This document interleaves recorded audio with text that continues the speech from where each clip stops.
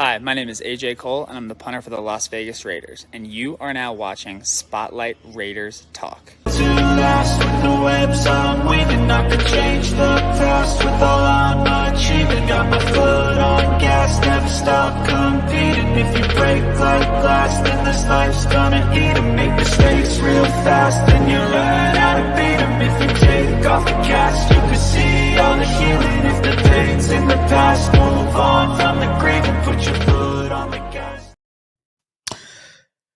We finally made it, man. We finally made it to the show, man. All the behind the scenes work that we did to get this to happen, man. Welcome to the Commitment to Excellence podcast presented by Silver and Black Media. Yes, Alfredo, that was AJ Cole of the Las Vegas Raiders to get him to say that and shout me out the Spotlight Raiders Talk. But we will be having our own intro real soon. Got my guy. I known him from my guy. know him from Her in the Huddle, and now as a part of Silver and Black Media. My guy Willie from ShakeBack Media Group. What's going on? Man, Raiders.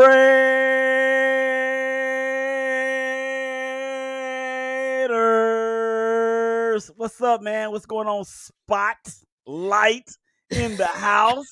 Commitment to Excellent podcast is going down. Raider Nation, what is going on out there? What's going on? But and since you did that, I have to do it, brother. I have to do it. Touchdown, Raiders! Oh, That's right. Had to do that. Had to do that, man. Had to do that. But it's good. It's good to finally we get to talk some Raiders football finally. Shout out to Silver and Black Media for putting this together. This is really, really dope. Shout out to the people that's in the chat so far. Shout out to Matthew Lincoln. Our Smoothie said we're not going to have it losing face the fact that they're lying to ourselves. Listen, I'm not going to get into we gonna get into some stuff. A lot of stuff was going on the last couple of weeks, but shout out to Alfredo, shout out to Jesse. Malo213 says, "Damn that background, Oakland. I missed that place. C-Lot, you know." East Oakland, baby. East Oakland. Come on, let's go. Rod Gas says Raiders. Shout out to Mexico. He says, shout out from Mexico. Thank you for tuning into the show. We really do appreciate it, man. And for anybody that has not subscribed to ShakeBack Media, the link is in the description, y'all. Make sure y'all go subscribe to this man. Get him to that 500 mark. That is the goal, to get him to that 500 mark and then get him to that 1,000 mark. So we're going to be doing these every single week. But today, we're doing it today. But Saturday, 12 o'clock Eastern Standard Time, that would be our actual launch. Well, actual day for now on, due to us being both busy at the time. So let's get into it, man. What's your thoughts on the last 2 weeks? I want to hear from you. I explained myself too many times, man. So I definitely need to hear this from you, brother. Man, let me tell you this. First of all, I got a story to tell after this last game, and shout out to everybody that's in the chat, man. We appreciate your love and support, and not only, man, for the ShakeBack Media Group subscription button for YouTube, but you got to hit the Silver and Black Media Group. You got to hit my man Spotlight. It's Spotlight Media, right? Spotlight Raiders Talk. Spotlight Raiders. Make sure y'all hit the subscribe buttons, man, on all of those channels, because we love the Raiders. But let me tell y'all a story about what happened to me after week 2. Okay, so everybody knows the story and saw the game in terms of where we were and how we actually had that game. But a funny little thing happened on the way to the victory, or to a victory. Hunter Renfrow, who, oh, by the way, is out this week. Yeah. He fumbled twice on the same drive. I have never seen that before in my life, I promise you. But as the dude from the Cardinals was picking the rock up and taking it back to the house, I threw my remote control in the air. It landed and it hit our floor mirror. And my wife said, we ain't having that. You ain't tearing stuff up in this house. You gotta. I couldn't say nothing, dog, because I was mad, and she was totally right. But hey, that's the fandom in me. But that's in a nutshell what happened to me after the game. So I was in the doghouse there for a couple, or for a few hours there, but I actually got out. Now, in terms of the first game, when you know how it is, Spot, when you have everything in the palm of your hands, and then somebody comes along and hits your arms. I'm trying to get this on the screen. They hit your arms, and boom, you lose everything. That's how I felt after game one. See, after I felt after game one, I can say this. We played like crap in the beginning, right? Mm-hmm. And we didn't look like ourselves. We knew Carr threw three picks in that game, right? 3 picks and a fumble. 3 on picks the last and drive. Well, technically the fumbles he recovered both of those back. So on the stat line, it really doesn't count, but I understand what you're saying there. But on the stat line, there's 3 interceptions and he got sacked, 6 times? It was He got sacked 5 times, but 3 of them was by the same dude that was drafted in the same class as him. Oh, Lord. Don't remind me of Khalil Mack. Don't remind me at all. Do not remind me, bro. Don't remind me. But, I mean, I was like, okay, it's the Chargers. We got the first game. Our question was the offensive line going into that game anyway. I mean, we made the thing about it, like I said in my video. I don't know if you saw my video, but I said 3 things to watch for in this Tennessee Titans game. And playing all 4 quarters was one of them. If you notice in the first week, we looked like crap in the first half, but we made adjustments in the second half. Then we played good in the first half against the Cardinals and made no adjustments in the second half. Right. So this is the week that we have to play all 4 quarters because we only played technically 4 of the 8 so far. 4 of the 8 so far, basically. So we gotta play all 4 quarters to match those 8 quarters coming that we did, overall. So it was I was kind of shocked about the Arizona game. I was kind of shocked about it. A lot of people don't want to blame the defense. A lot of people want to keep blaming the offense. But I like I said, I blame the coaching staff. They went soft in the second half. And that's what happens when you take your foot off the gas or take your foot off the neck of a team and you let them keep hanging around. So that's just how I felt about it. A lot of these Raiders fans just want to blame Carr when Carr didn't throw and had no turnovers in this game. The offense didn't play well. Defense didn't play well. It's a team loss. So we just can't afford to go into, week 3 playing like the way we played the last 2 weeks. Well, I'll tell you, man, that in that second game or in the second half of the second game, there's no anybody that's blaming Derek Carr for this loss. They just hate that dude for no reason. Right. They hate him for no reason because, there's some throws that he could have made, but you could say that about Tom Brady, Aaron Rodgers, Patrick Mahomes, any of them. But this dude played this game as flawlessly as Derek Carr can play a game. Now, I put this loss totally and squarely on the shoulders of Josh McDaniels. Facts. And I tweeted this at ShakeBack Media Group on the Twitter. I actually tweeted this. It may have been Monday after I was able to calm down, Willie. Yep. You're okay. You're not angry. It's gonna be fine. After I got to that point, I was like, yo, this is because it was a momentum swinger. Think about it like this, Darion. It was 12 minutes left to go in the fourth quarter. It was 23-7 at that point.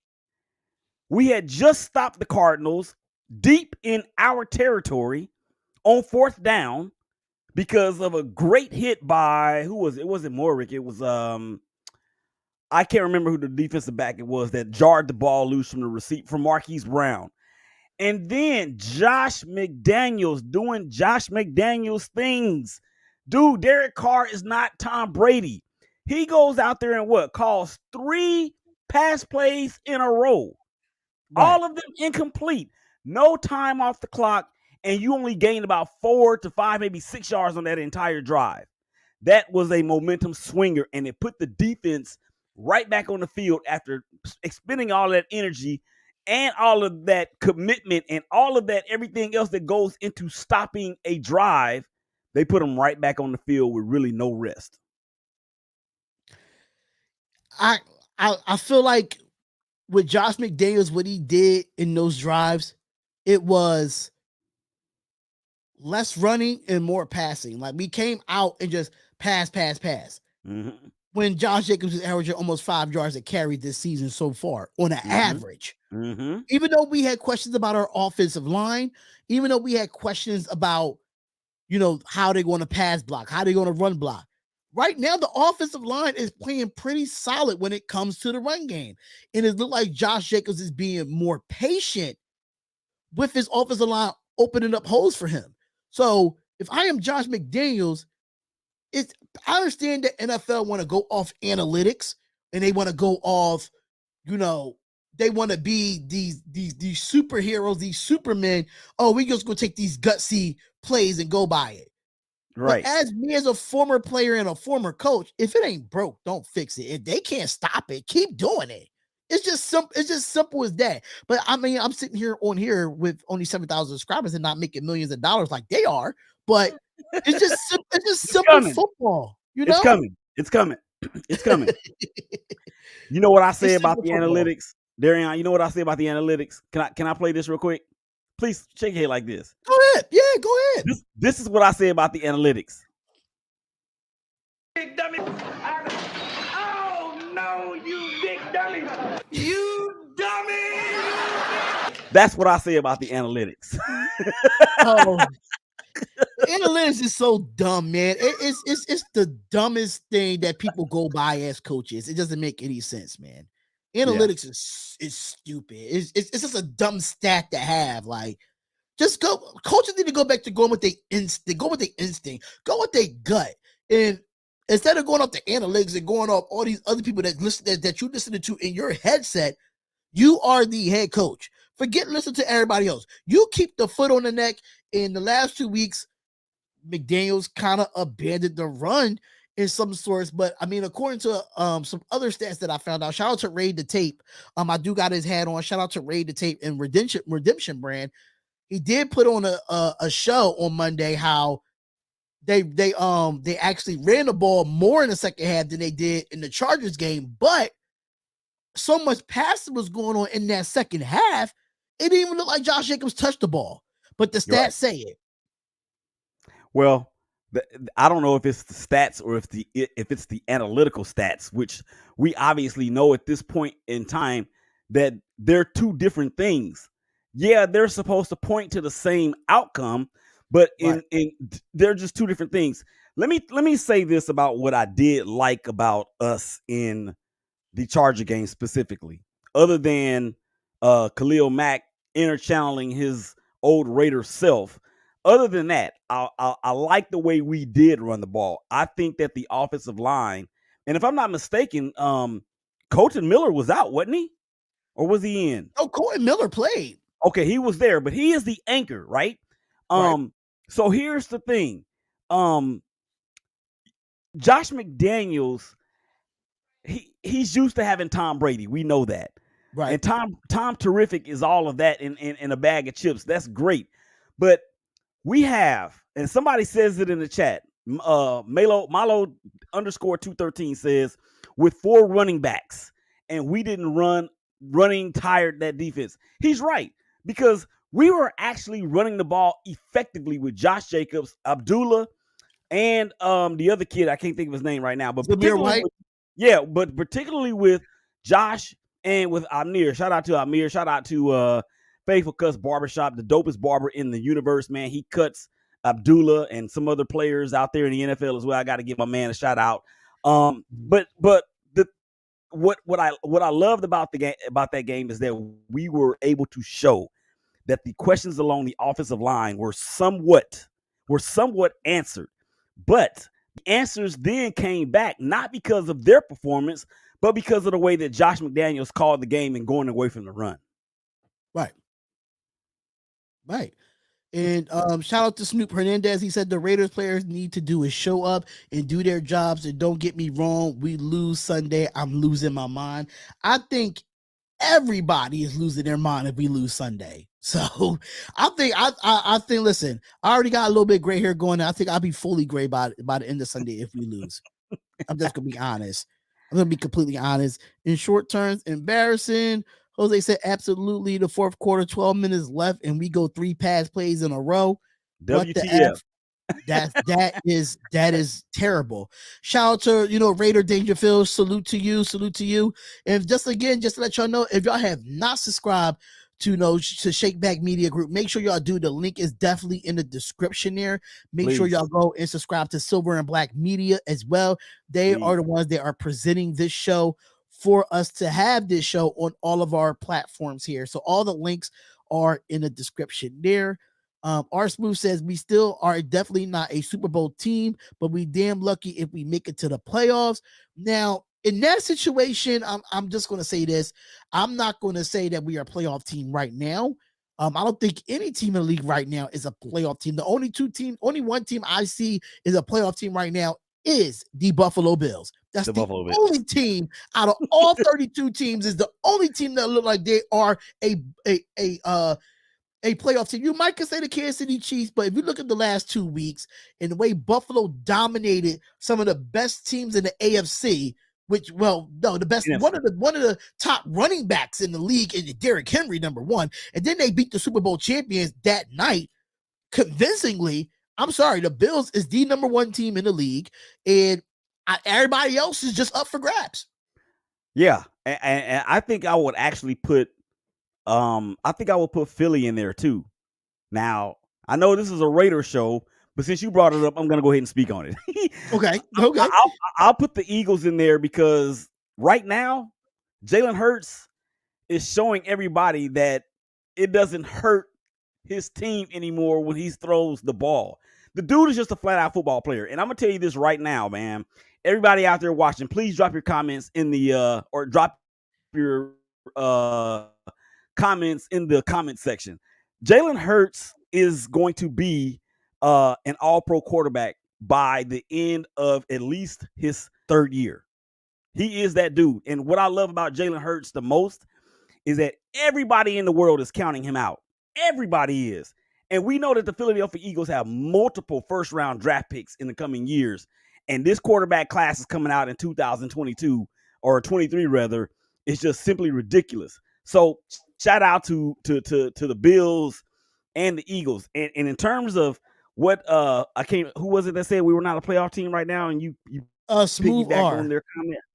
Smooth R said we're not. You know what? Oh yeah, I see it right there. We are just. You know what? We have the talent to be one of those 7 teams. We have it. Oh my gosh, Biden versus Trump 2024. Who's ready? Huh? Don't even just ignore it. This is a football show. Just ignore it. Okay, so when it comes to Derek Carr, it is a Biden versus Trump anyway. When it comes to Derek Carr, so we're gonna get into that too. Yeah, and we get into that. Just let me finish this point real quick. I think that we do have the talent. I think. Also Denzel Perryman is out this week too. That's not good. But we've shored up the defense on the bookends, and we need Chandler Jones to show up because he was just non-existent in game 2 against the Cardinals. I'm just gonna say that. But I think the talent is there. We got to put the execution together, and I think we will at least be all right enough to make a run for one of those spots. Now, the Chandler Jones situation, I was on the same boat with you with the Chandler Jones. It's our ex. If anybody wants to buy NFL Plus, because I'm promoting NFL Plus, and you want to watch the coach's film for $10 a month, it's completely worth it to watch the game film, the all 22 film. It's very, very well worth it because I have to piggyback on what I said. I have to eat my crow when it comes to Chandler Jones. What'd you say? Because I thought Chandler Jones was a scrub in the Arizona Cardinals game, but the tape does not lie. Okay. The tape, just because he didn't get pass rushes, or he didn't get pressures. Like he got pressures on the quarterback, but he didn't get sacks. But in the running game, he was dominant. Okay. He was dominant in the running game, and people fail to realize like something Yannick Ngakoue couldn't do last year is stop the run. The only problem with our defense in the Arizona Cardinals game, our linebackers could not wrap up when they got to the second level. Sometimes Chandler Jones did get in the way of things. He missed some cues, which everybody do. It's part of the game. Right. But Chandler Jones it was an okay game. It was better than the Chargers game. Yes. But the thing about it is that if you go look at the film and you see the outside contain making running backs come back inside, and we can't make tackles and we forcing them back inside, Chandler Jones did his job. I don't think he was playing Patty C, Snoop Hernandez. Like I said, $10 a month on NFL Plus, all 22 film. I watched it. You could watch it too. Because I had to watch it. I was up to at least 2 a.m. in the morning watching that game and watching just the defensive side of the ball and looking at Chandler Jones and see why everybody said what they said about Chandler Jones. The reason why they say what they say, because they know he's a sack specialist. They know he can get to the quarterback. But nobody talks about how he's good against the run. In the last 2 weeks, our defense has been good against the run outside of a running quarterback in Kyler Murray. But James Conner and Austin Eckler ain't no slouches of no running backs. Right. So, yeah. I don't think people think, listen, y'all think he's stealing money. I think he improved from one week to the second week. Like I said, NFL Plus, $10 a month, all 22 film. That's all I'm saying. I'm going to go get that because I was just telling my wife the other day, Darion, is that I wish there was a way, or actually it wasn't her, my wife. It was the owner of the BGC Sports Network that the ShakeBack Sports Show is on 12s and 6s, 1s and 7s, Saturday and Sunday. Make sure y'all tune in on the TuneIn app, www.bgcsports.net. It's there. Okay, so this is what I was talking to this is what I was talking to him about, is that I wish I could go back and find something to where I could watch the tape and then boom, here is the egg, or here is the goose in you that just laid the golden egg for the one that needs to cook the meal, which is me. So I am going to go out there and get that. So what I will say too is this, and piggyback on what you said, because sometimes it's not always bad when the announcers are not saying a star player's name every play or every other play or multiple times during the game. It's not always a bad thing. And since you put it from that standpoint, everybody that's in the chat, everybody that's a Raider fan out there, listen, if we can look at Chandler Jones and see that he is really, really helping to improve the run defense, because that's been an Achilles heel for us for years. Yeah. Absolutely. It's been a... Go ahead. That's a question we can get straight into, and then we can move on. So, can we predict Chandler Jones to have a good game against the Tennessee Titans? I say so, and I'm gonna say why, because I don't know if y'all follow Raider Scout on Instagram. He's a real good source for all Raiders news. That's where I get all my Raiders news from, and he has put out that Taylor Lewan, the left tackle, their best offensive lineman for the Tennessee Titans, is out. Bud Dupree, out. Another outside linebacker, Olani Adindi, I don't know, and Ugo Amani, which is Monday, a defensive back as well. But their best offensive lineman is out. So Chandler Jones, this is your opportunity. And I want Patrick Graham to do this. Start flip-flopping Max Crosby and Chandler Jones. Start flip-flopping them. Have Max Crosby on the right one side, have him on the left the next side. That's, if you mix it up, it confuses an offensive line. And I think keeping Max Crosby on the right side and keeping Chandler on the left and just keeping them there the whole time. I came into this optimistic of Patrick Graham, like he changes his formations a lot. but he has not done so. And I think the worst defense in the league is a 4-2-5. I hate the two linebacker set. I just hate it. And it just happens that way. But well, I think what's your thoughts on it though? You think he will have a good game? Well, the 4-2. Well, let me say this about the 4-2-5. I think it's a invitation to, or a big advertisement or exhibit that says, "Please run the ball on me." That's what that says to me. And I understand it now because so many, or really every NFL team is beginning the game with 3 wides. So I can understand why people have gone to that format. I saw a lot of it in college. There's some prominent schools out there that ran it that's their base defense, the 4-2-5. But in terms of Chandler Jones, and somebody just put in the chat, I think, oh yeah, right there. I wish Lawan was playing because last year when he was with the Arizona Cardinals, he did have 5 sacks in that first game. We need that Chandler Jones to show up in this game. And I think the matchup is way more favorable for him or for the Raider defense this time around, simply because Lawan is not out. And then you have another monster on the other side that is going to take pressure off of Jones on this side. Now, Perryman being out hurts. That's going to hurt. But at the same time, these dudes, and then you're going against a quarterback that just, I don't understand how this dude was even a top 10 pick, but that's what he was. So Untouchable Raider is on Instagram, is Raider.scout. He doesn't have a YouTube, but he does have an Instagram, which is Raider.scout. I'm gonna go follow him right now. Yeah, that guy he has about almost 40,000 followers on Instagram. Shout out to Raider.scout, man. Shout out to Raider Scout. That kid is a college student, and I think he's a college student at Appalachian State, if I'm not mistaken, but he makes sure he puts out all the Raiders content for y'all. Who's going to the practice squad, who's getting cut, anything you need to know about the Raiders, Raider Scout has it. Adrian says, should we run stunts on the D line? Absolutely. I think it would help the D tackles a lot, and it help favors Chandler Jones if you do run stunts. You can have him go upfield, fake inside, and stunt with the D tackles. I think it's something that needs to be done.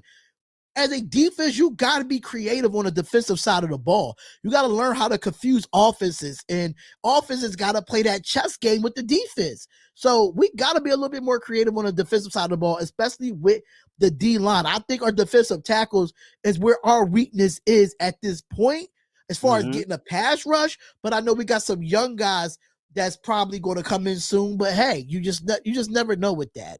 With the D line, but stunts have to be done. Yeah, and Jonathan Hankins, we're counting on him to be that guy in the middle that eats space. You know what I'm saying? To let those linebackers free. What in the world? Okay, I got it. You see what I'm talking about? I didn't know you could even do that on YouTube. But anyway, they do it all the time, man. All the time. Oh, okay, sweet. So to answer to piggyback on the question and your answer, stunting is better than blitzing. Yes. 100%. Because even though Nate Hobbs is a dog on the outside, he's better suited in the slot, in my opinion. What are your thoughts? I think he's better suited in the slot as well. It's just that right now we're kind of like thin at the outside cornerback position. So he's kind of forced to play outside right now, which he played outside in college too. But I feel like he's more suitable for the slot. Only reason why they're not putting Amik out in the slot because he's too short. So he's not really a big body corner. Like Amik is meant to play the slot as well. So you're going to have Amik there until Anthony Everett comes back from his broken thumb. But right now you got to have Hobbs out there. And Hobbs, even though Hobbs is playing outside, he still comes up and make tackles. That's one thing I can say about him as a corner. He's not scared to tackle anybody. That's one thing I can say about Hobbs. Yeah. Melo_213. I'm assuming that person's from LA. Because of 213. Since Renfro is out, we should use Tyron Johnson. I'm gonna let you have that one. We should have been using Tyron Johnson since week 1. I'm really confused on why he made the 53-man roster and he has not seen a snap on the offense.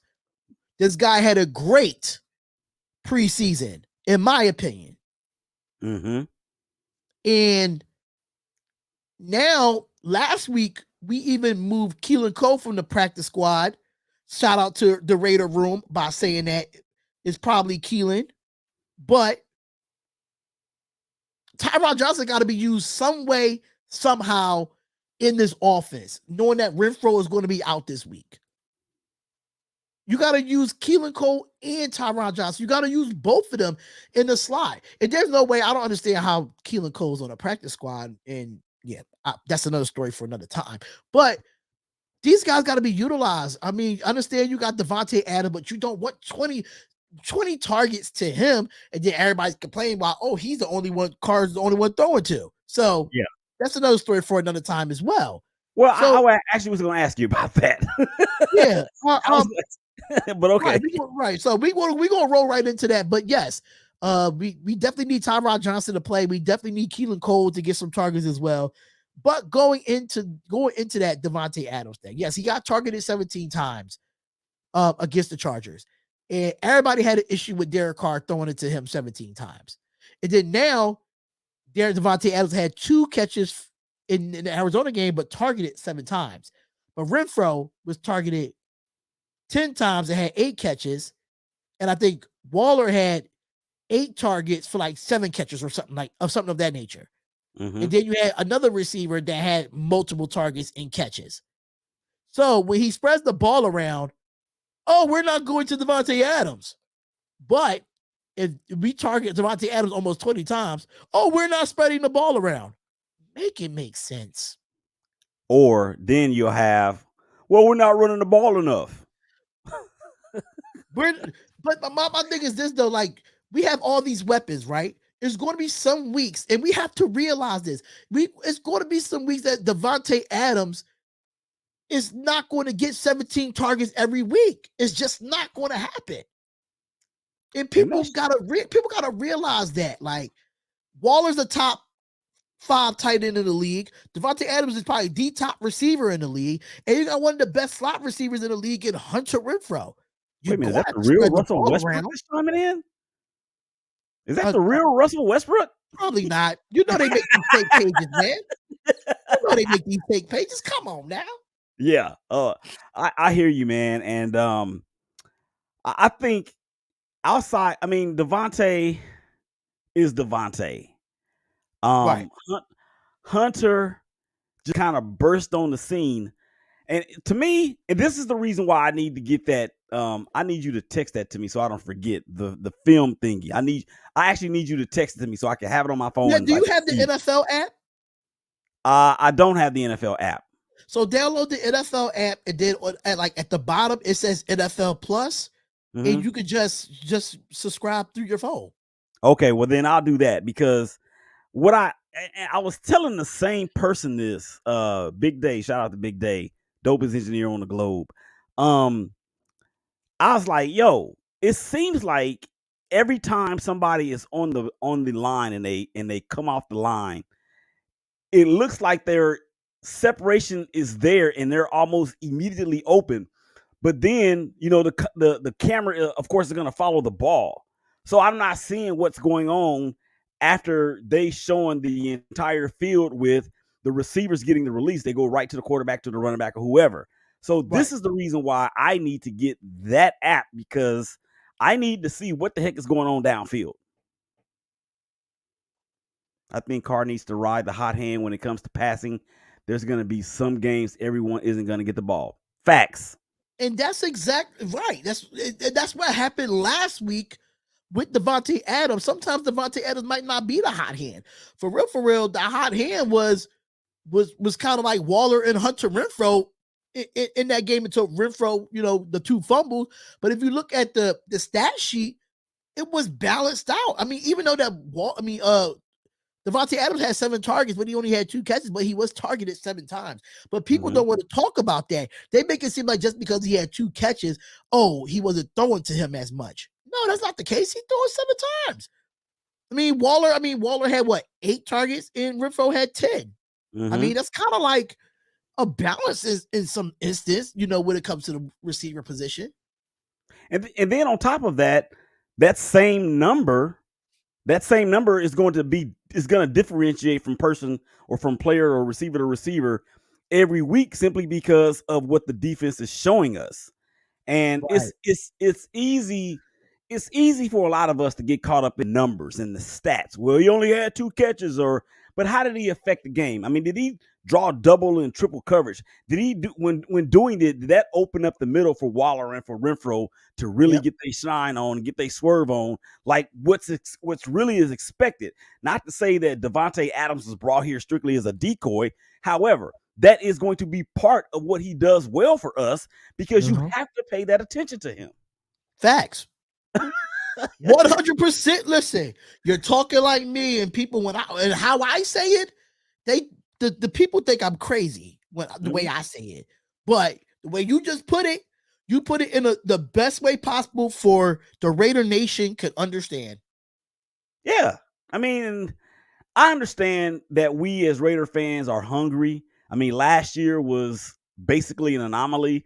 First time in the playoffs since 2003. No, I'm sorry, since 2016. 16, yeah. And before Derek Carr broke his leg, and everybody had us going to the Super Bowl. I mean, everybody had the Raiders going to the Super Bowl that year. But even with last year and all of the incidences that took place with Gruden and shout out to Rich Bisaccia for what he did. I think he's now in Detroit as special teams coach there. But last year,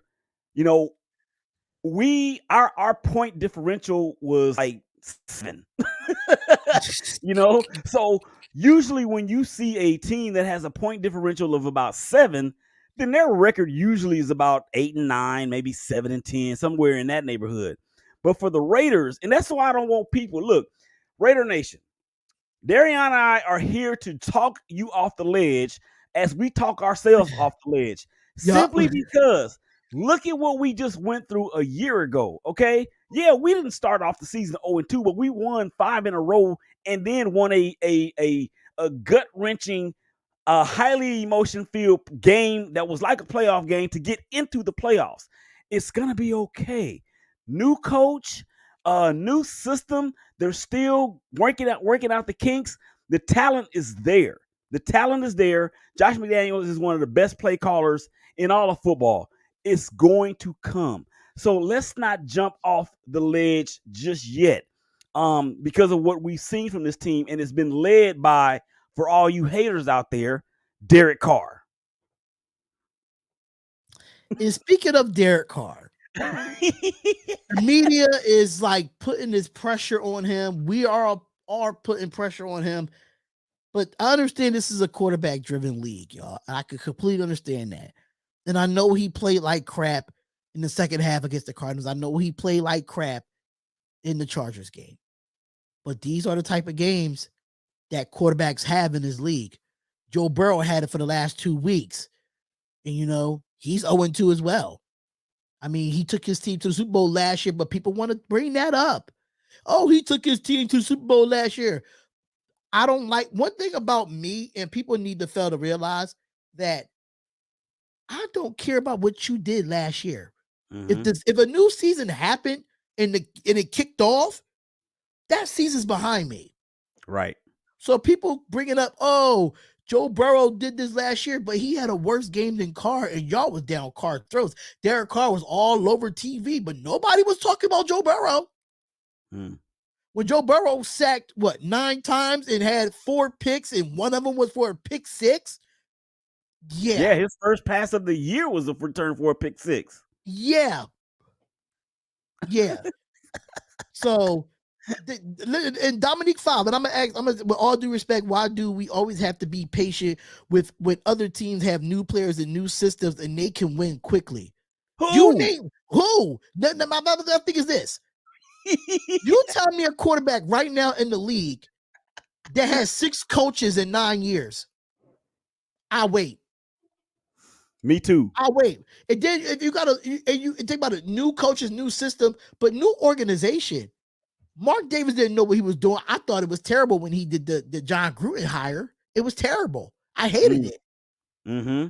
I hated it. And Carr struggled with John Gruden.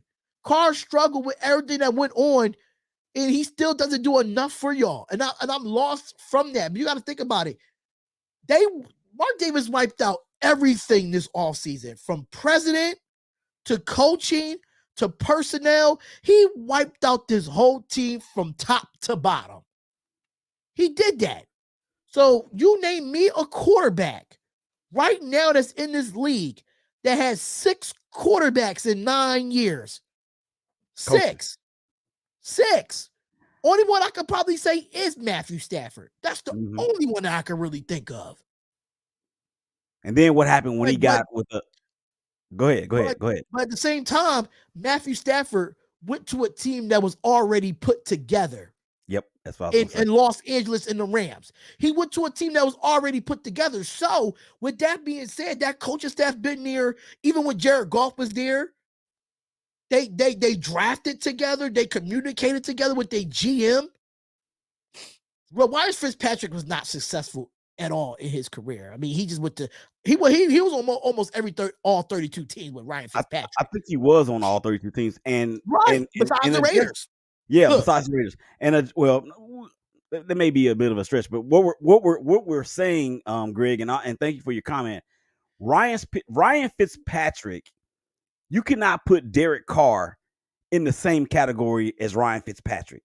Right. Derek Carr is in a higher tier of quarterbacks than what Ryan Fitzpatrick was, or he's out of the league now because I think he retired. But either way, when he was in the league, he is not in the same tier. He probably would be in that third, maybe fourth tier of quarterbacks. You have 32 teams, so you got 4 tiers of quarterbacks.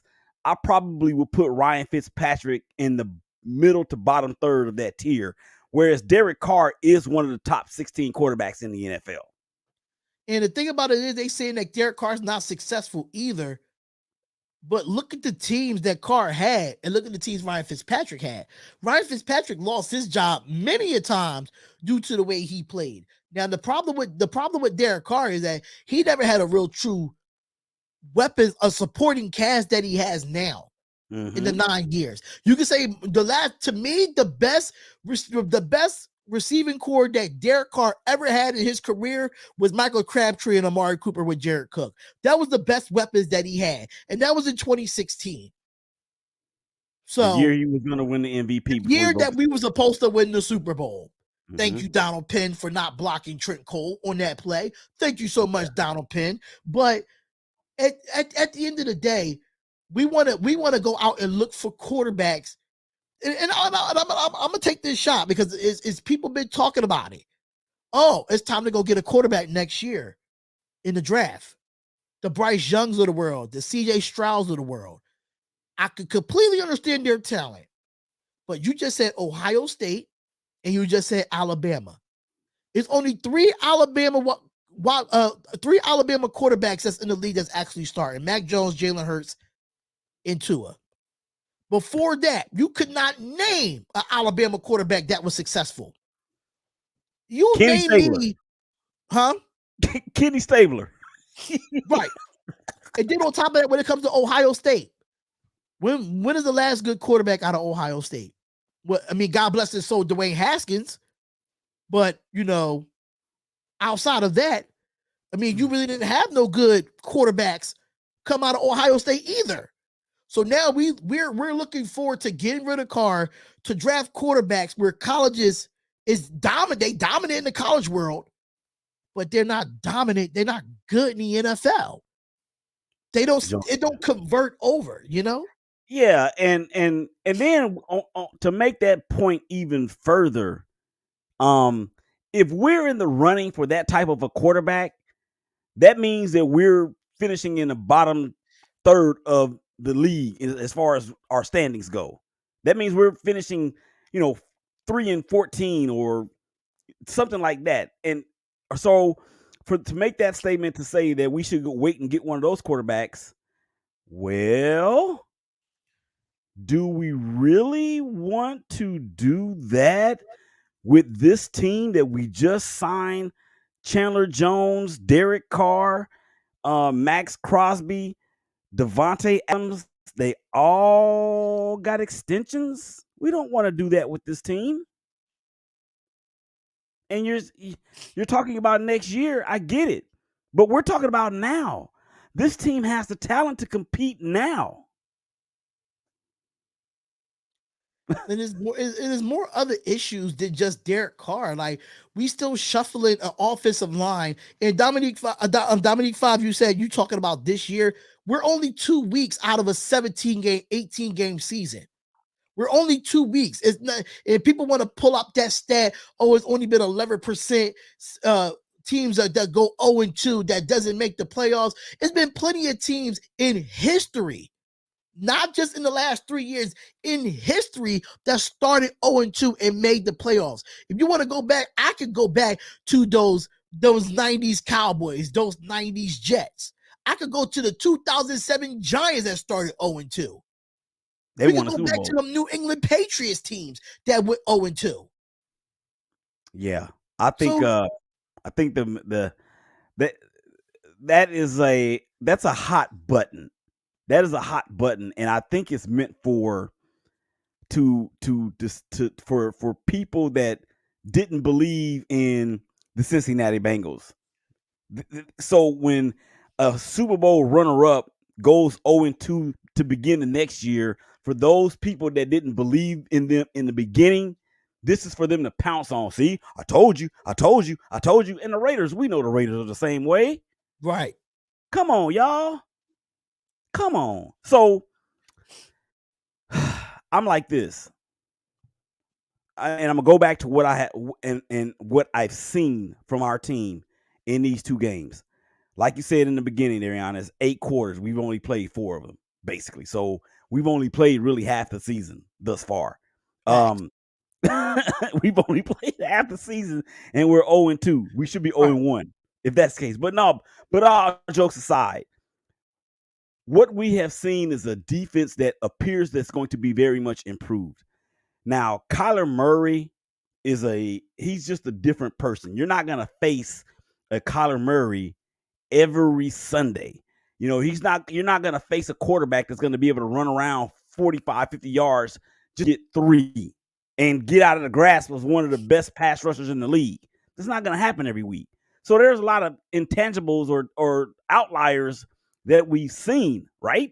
That has led to this. You're not going to see Hunter Renfrow fumble the ball 2 times on the same drive. You may not even see him fumble ever again in his career.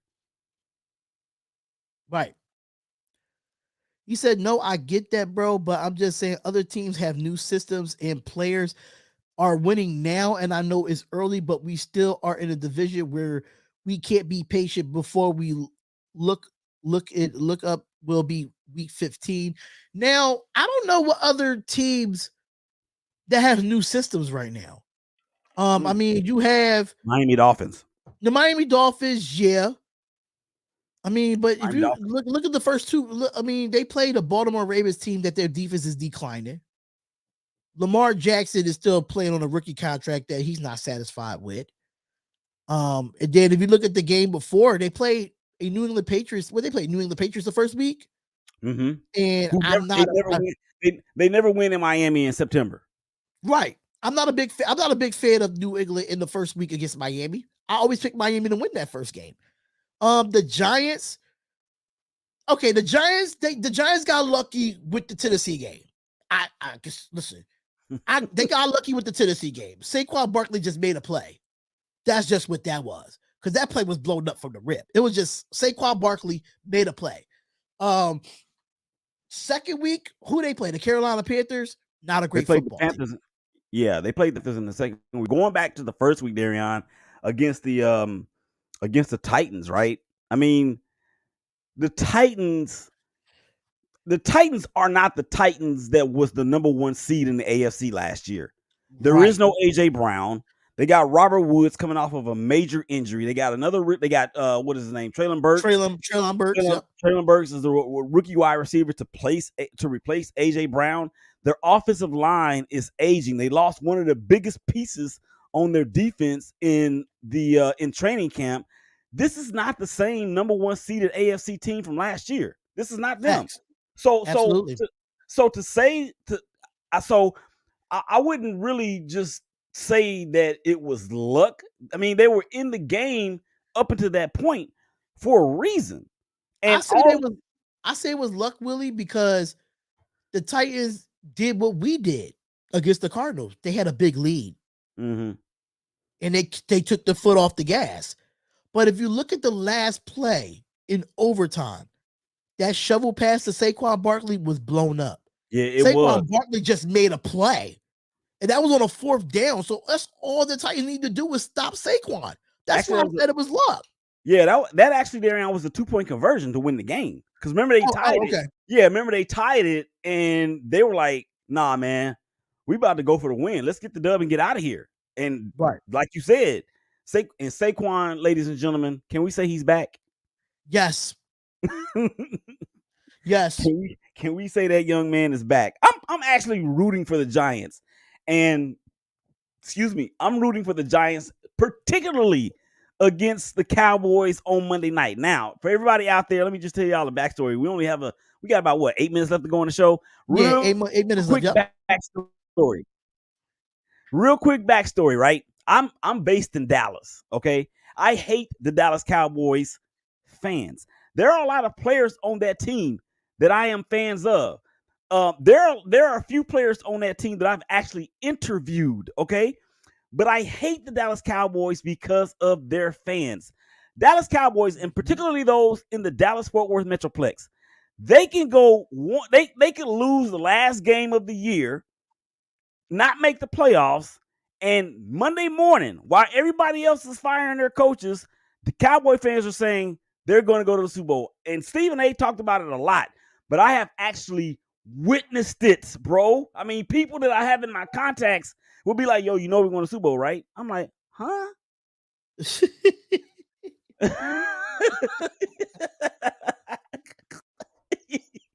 Straight like that, man. Straight like that.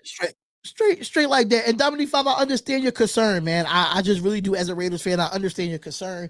And, you know, I have some concerns too, but sometimes when we lose, the problem with the Raider Nation is this. When we lose a game, the first person to blame is Carr. That's my only issue with the nation, is that we want to blame Carr. Carr doesn't play defense. Carr doesn't play special teams. Carr just runs the offense, which he has to do better by. I'm not making no excuse for him, but that's the first thing that we pound on when we lose. And I think that's not fair to him. The first thing that we pound on is we lose, because it's 3 phases to a football game: special teams, offense, defense, and then you might have some other phases with your coaches to make adjustments as well. So that loss against the Cardinals was not just Derek Carr. It was a team loss collectively, from a coaching staff to the 3 phases of the game. That's my only issue. Put this one up, Darion. The Raider Room says, I'm in Fort Worth myself. You don't always find any Raider gear out here. Very true. That's why I love NFLshop.com or whatever the website is. Yeah, but look, let me ask you, let me pose this question to you, Darion, and to Raider Nation that's out there watching and making comments. And make sure you comment your answer on this question.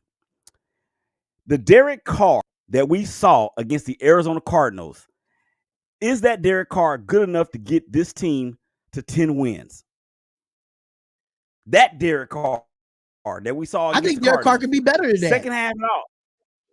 But my point is this, though, is that if Derek Carr can be better than that, and everybody is saying that he's this, he's that, and the other when it comes to being bad, that Derek Carr against the Cardinals in week 2, that Derek Carr is good enough to get this team to 10 wins. I believe that wholeheartedly.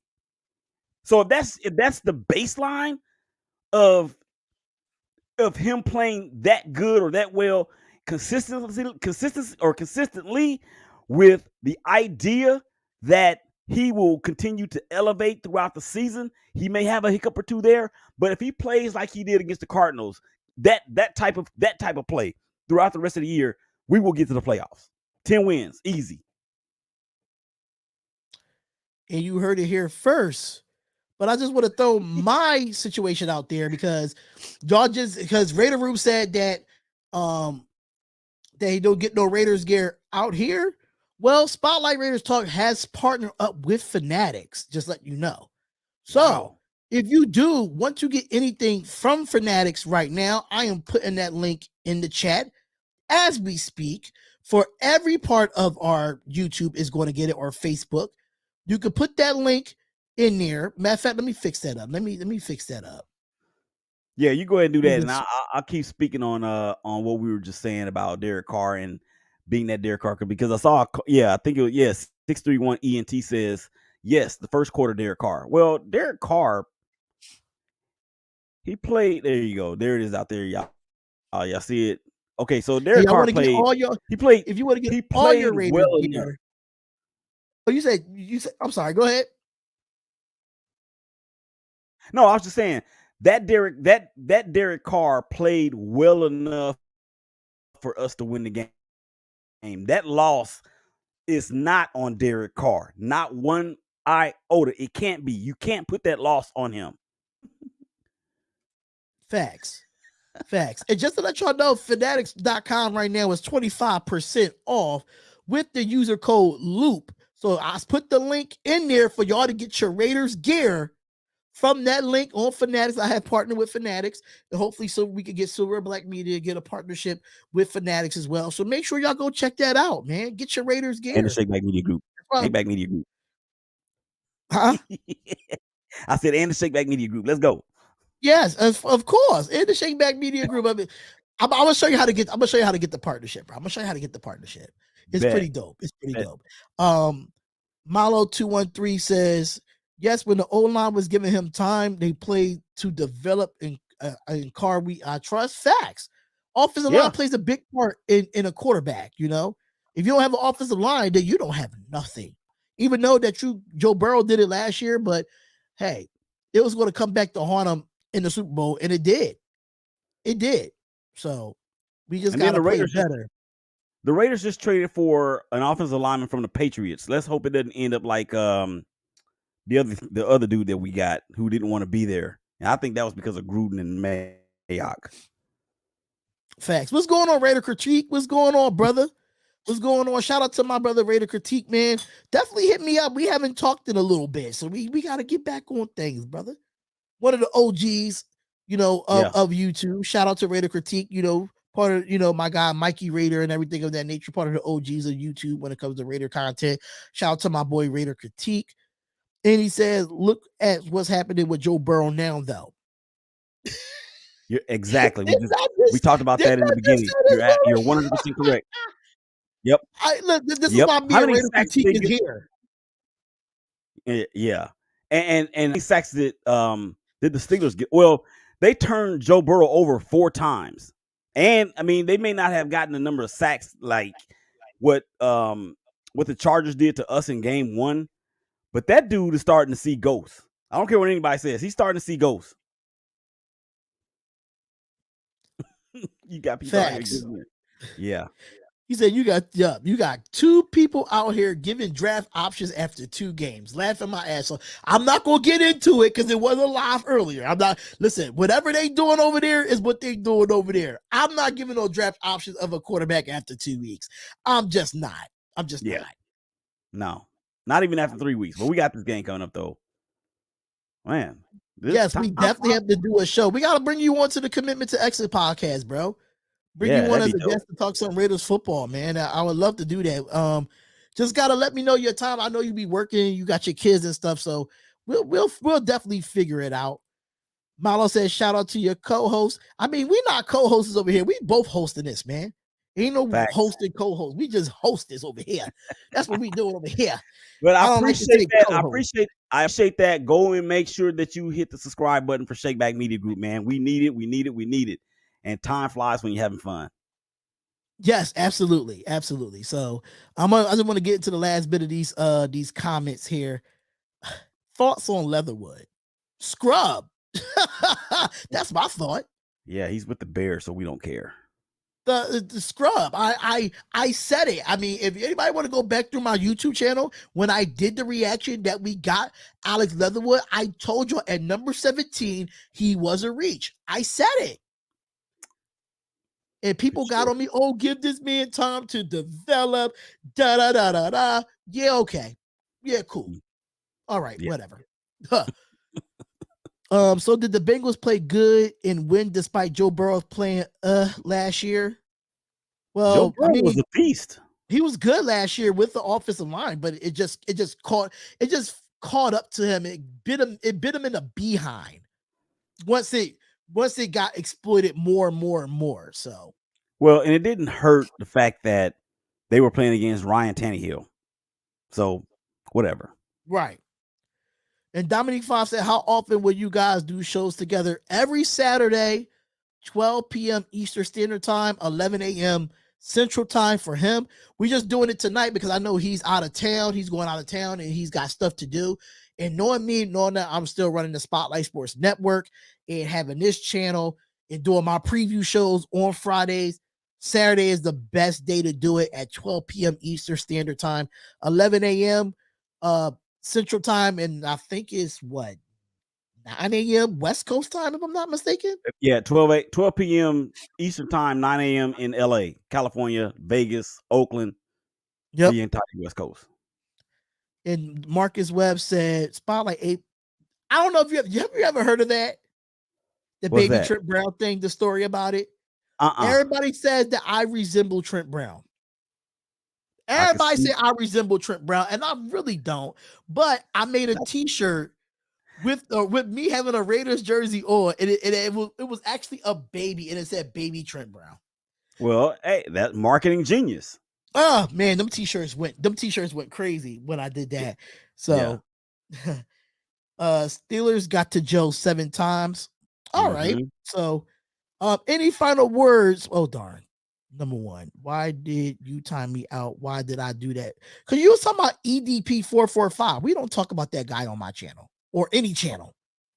I don't even know who that is, so that's just how important that is. Just know he was an Eagles content creator that had over 1 million subscribers, and he turned out to be. If you ever watched Law & Order SVU, you know what that type of segments. Yeah, just know that. Okay. We will try to keep it clean as much as possible on here. But no any final words before we head out of the first episode of Commitment to Excellence podcast? Man, this has been a long time coming. I'm so very excited. Thank you guys out there for getting us out, man, on YouTube Live as well. It's on Twitter too, right? Twitter and yeah. So every platform out there. Make sure you guys hit the subscribe button on all of our channels that's listed in the chat and in the description. Follow us on Twitter, ShakeBack Media Group, and you're at Spotlight R. What is it? Spotlight RN Talk on Twitter. Yeah, so make sure y'all do all those things for us, man.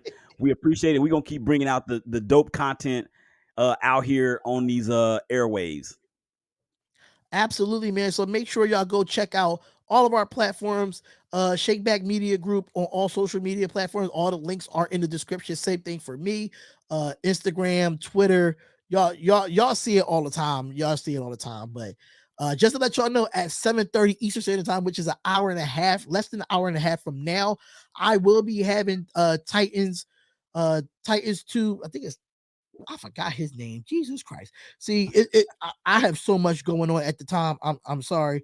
I think it's Titans Time podcast. Yes, Titans Time podcast to do a week 3 preview, to hear his aspect of things of his Tennessee Titans, and to hear my aspect of things about the Raiders, and we make our predictions there. That's 7:30 Eastern Standard Time. Make sure y'all do that. Make sure y'all subscribe to Silver and Black Media every Saturday, 12 p.m. Eastern Standard Time, 11 a.m. Central Time. We will be here doing the Commitment to Excellence podcast, and we hopefully we can get this on Spotify, Apple Podcasts, and everything of that nature as well. So, with that being said, y'all, thank y'all so much for being here, and we'll see y'all next Saturday, man.